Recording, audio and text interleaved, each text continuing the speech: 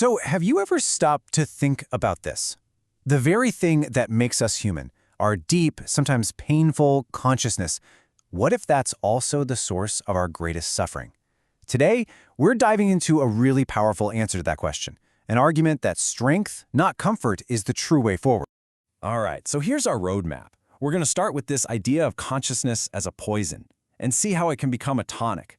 Along the way, we'll challenge some pretty common beliefs, we'll meet a fascinating kind of hero, and yeah, we'll even do some math to figure out what our own inaction is costing us. It's going to be quite a ride. So let's jump right into the heart of the problem. You know, this whole consciousness thing, it's a real double-edged sword, right? On one hand, it lets us experience all the beauty and wonder in the world. But on the other, it means we are wide awake to all the pain, the tragedy, and the suffering that's just part of being alive.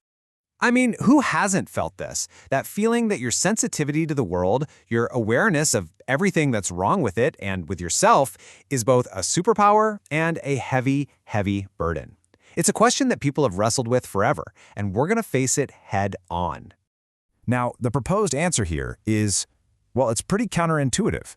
It's not about running from the pain, it's about leaning into it. Kind of like building muscle at the gym, you know? You have to push yourself. You have to feel that burn to get stronger. The argument is that you have to embrace the poison of suffering and responsibility until you get so strong that it transforms into a tonic. Okay, so this is where things start to get really controversial. We're about to take on an idea that so many of us have just accepted as true. The belief that being a good person means being a harmless person. So on one side, you have this idea that goodness looks like a harmless sheep. You know, gentle, innocent. But the argument we're exploring today says no, true virtue isn't the sheep. It's the powerful lion that has its strength completely under control. It's a huge difference. Think about that for a second. It's a pretty radical claim. It means that goodness isn't just this passive thing you have by default. It's an active choice. It's not just about not doing bad things, it's about having the strength and the courage to confront evil and overcome it, both out in the world and inside yourself. In other words, a rabbit doesn't get moral points for not attacking a wolf. It's harmless because it has no choice. But a wolf that has the power to cause harm and chooses not to, that's different. That conscious choice, that control over real power, that's where virtue lives. So, if the goal isn't to be a harmless sheep, then what are we aiming for? Well, this is where we get introduced to a new ideal, a new kind of archetype to strive for. The dangerous good man. Let's break that down. Imagine someone who is absolutely a force to be reckoned with. Someone you really wouldn't want to mess with.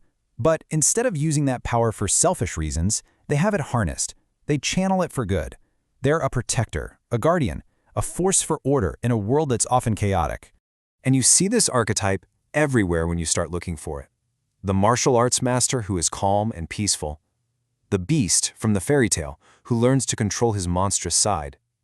Even the original meaning of the word meek in the Bible, it meant someone who had a sword and knew how to use it, but chose to keep it sheathed. It's all about strength under control. Okay, so we've been talking about some big philosophical ideas. Let's bring this down to earth. How does any of this apply to your life, right here, right now? Well, it all starts with a very simple and maybe uncomfortable question about your time. And I want you to be really honest with yourself here. Not what society says is a waste, or your boss, but you. By your own personal standards for what you want out of your life, how many hours a day just vanish? Get this. When this very question was asked to university students, the answers were just jaw-dropping. 80%, admitted to wasting at least 6 hours a day. That's like having a whole other full-time job where your only task is to waste time. So what's the actual cost? Let's put a number on it. If you value your time conservatively at, say, $50 an hour, wasting 40 hours a week comes out to $100,000 a year. A year. And this isn't really about the money, it's about what that money represents. It's the price you pay for not taking ownership of your own life. Look, your time is your most valuable resource, and it's the only one you can't get more of. It's like sand in an hourglass. Every grain that falls is a moment you will never, ever get back. When you waste it, you're not just wasting time, you are wasting your life. So if the goal isn't just to be comfortable and pass the time, then what is it? What should we be aiming for? The argument here is that we shouldn't be chasing happiness, we should be chasing meaning. And here's the key difference. Happiness is awesome, don't get me wrong, but it's often fleeting, right? It comes and it goes. But meaning is something deeper. It's the feeling that your life matters, that you're part of something bigger than yourself. It's the bedrock that holds you steady when the storms of life inevitably hit. And this isn't some crazy, overwhelming task. It starts small. You just start by taking responsibility for yourself. Get your own house in order first. Your time, your health, your words.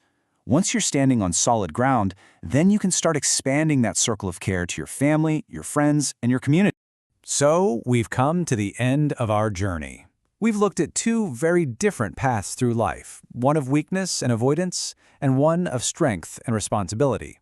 Now, let's look at where those two paths lead, because the stakes, honestly, couldn't be higher. This is the dark path. The argument is that choosing weakness, just avoiding your potential, it doesn't actually protect you from suffering. In fact, it creates its own kind of pointless suffering.